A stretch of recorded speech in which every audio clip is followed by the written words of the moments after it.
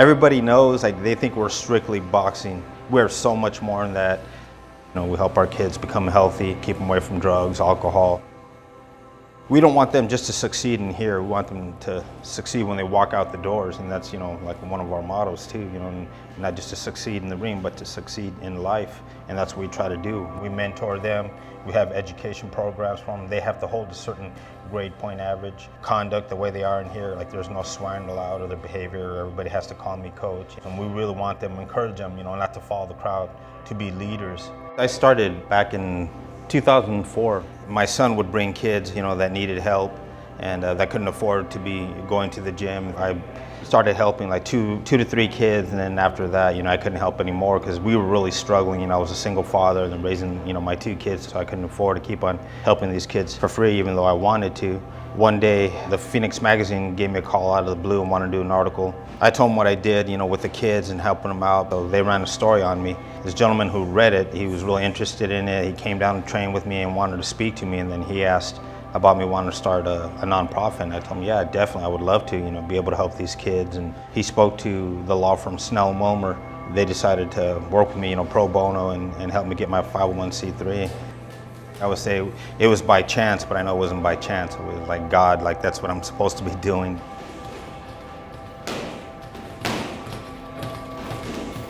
I was never for the ones that talked a lot and were show-offs. When I seen like just the working class man, the guys that would put in hard work, that would train, the ones that really like were determined and would, you know, gym rats and live there, how hard they would train. And that made me, like that inspired me a lot, wanted me to train even harder and everything.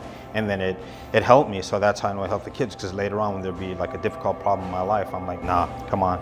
I'm a fighter, if I can do that, you know, I've been in the ring, busted up, bloody, you know, things like that. And I keep going, I keep moving forward, you know, because that's what we do, fighters move forward. So it helps them in that way. You know, when they see me, like, not just teaching them how to box and everything, but they see that, okay, he works out really hard, he spars, I do that stuff, and he's 48 years old, and look at him, you know, if he's doing it, then I can do it. Or if I tell him, like, you know, don't be getting in trouble, you better not be drinking, you better not be doing this and that. So I live that same lifestyle, you know. I don't try to be a hypocrite, I try to, you know, practice what I preach, and I think the kids appreciate that. And then they know I'm not just somebody lecturing them about, you know, like the gangs or trouble, because I've lived through that, I've been there, so they respect that.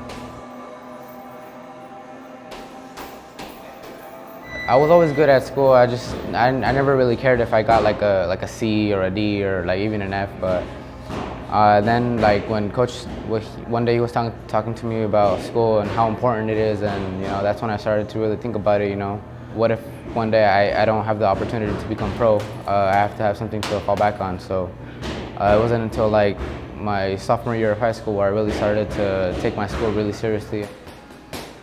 We have a scholarship program called the Melissa Gosselin Scholarship Fund, and it's named after Melissa Gosselin, who was one of my kids. They did the personal training, but very, very bright kid. She loved what we were doing. You know, she, you know, would get involved, would be here, and she loved it. Would attend a lot of our fundraisers. Very, very smart kid, and graduating school like honors, getting a scholarship, and she passed away. She was at a party and she was doing the whips on stage, and fell, and it was just like a freak accident, and she never recovered. So her story is like a good example for the kids. You know, you really have to be careful. You can do one, you know, she was a good kid, never like clean cut, did all this stuff, but one simple thing, you know, you see what it can do, you know. So I thought it was good to honor her, you know, because she was like so special. So we started the Melissa Gosselin Fund, and we started with Alfredo, my kid, who was like the first one to graduate from high school. We raised a little underneath $2,000, and that went to Alfredo, so it couldn't have gone to a better person. That really helped me a lot with my school. I was able to get like my books and apply for like other classes that I needed, so I don't have words to explain how happy I was. He really is like a second dad to me.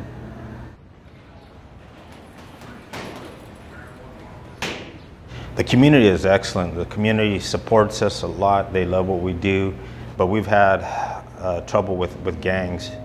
The first area I was at was a bad neighborhood. Once the community knew that, you know, what we were doing, then the gang units would come. I made good friends with a couple of them, and they even donated, you know, like a speed bag. Once that happened, that was it. I started getting threatening phone calls, and they would vandalize my car, they would tag it, call from block numbers saying they were gonna kill me and all this stuff like that, and you know, because I would try to talk the kids out of the gangs, and I'd always tell them, look, I wouldn't look for trouble, but I'm like, I'm here. I'm not running. I'm not going anywhere. I never backed down. When I was here at this location, it finally ended, and we went for like 2 years, at least 2 years, nothing. I was like, oh, finally, thank God. And then all of a sudden... The owner of a Phoenix nonprofit needs your help tonight after he was targeted by vandals overnight. That nonprofit's actually a boxing gym that helps keep kids off the street. Pete Chavez arrived at work early Tuesday morning to find his Central Phoenix boxing gym ransacked. I come to this back room, turn the lights on, and just seen like all the damage they did. They tore up. They did literally thousands of dollars of damage. They punctured both my speed bags. They tore up, some of my heavy bags. New ring, and the ring's like very expensive. They spray painted in my office, telling me they were gonna kill me, you're gonna die, and blah, blah, blah. At that point, Pete decided to go looking for the vandals and actually found them here at this park down the street. I was searching for them, which was a dumb thing to do, I know, but when you're heated at the moment, you're so sick of everything, I wasn't thinking straight. So I seen them at a park.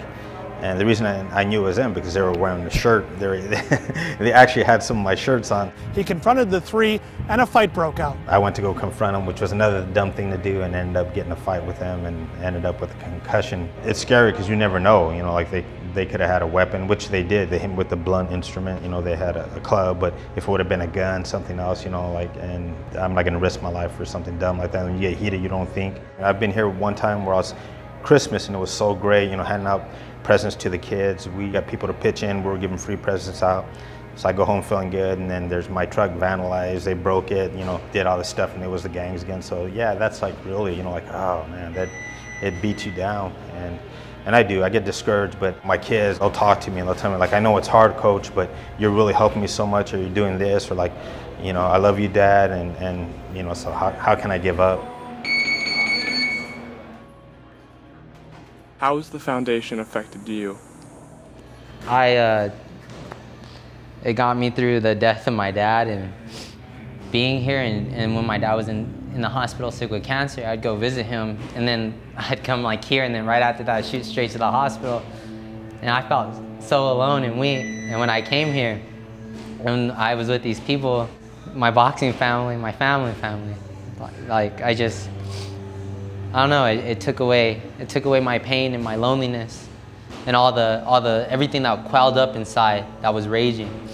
I felt like all those flames were fanned out, and everything was just, when I could come here, and I felt strong.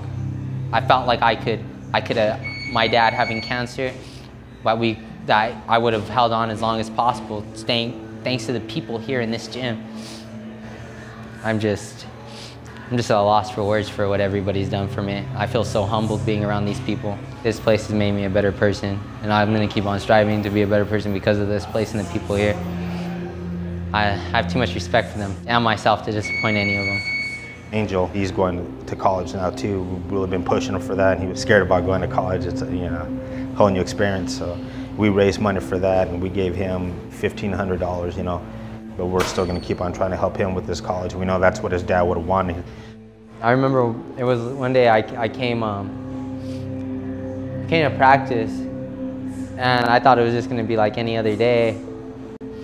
I'll never forget this day, but it was just like the mom was there for Melissa's mom, and then coach was there, and they started talking about the scholarship and like everything, and like how everything was really hard at the moment.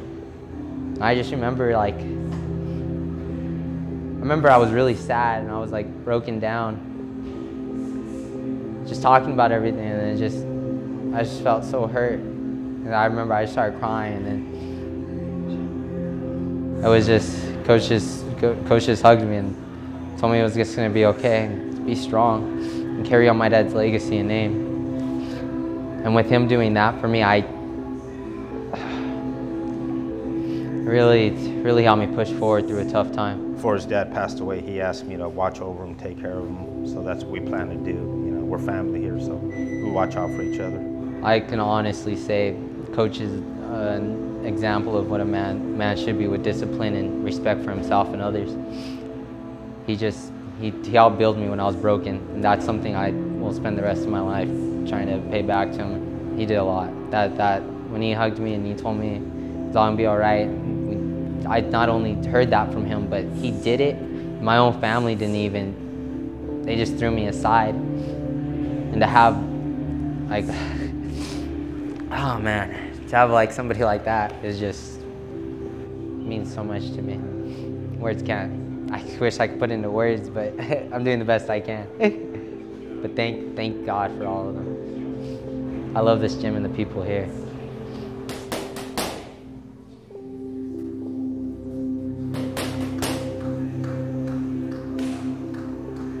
I know, like, you know, obviously how many kids there are out there that need help and everything, but it's insane. I try not to take it home with me, but it's hard not to think about it. And some of these kids are just amazing. Like, they persevere, you know, they do.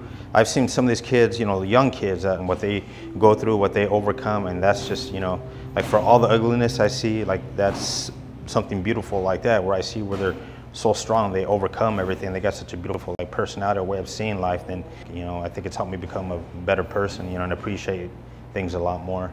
I wish more people would become involved. I wish they would come and see, you know, what we do and how amazing some of our kids are, their stories, what they've overcome, because it's incredible. They're like, you know, I'm not the inspiration, they're the inspiration. It's amazing, and I just wish more people would see that, become involved, and that way they would want to help the foundation and help us grow, because we really do. We're so, like, overworked, we're undermanned, our place isn't big enough, we have to turn down a lot of kids, so that's what I really hope, and that we can, you know, grow like we need to for these kids. Every day I'm here, I feel like I strive to be a better person. And I know I mess up, but that's being human. And the people here, just hearing everybody's story and talking to everybody, and getting to know everybody, it's lifted me up so much. I love it here. I love this gym.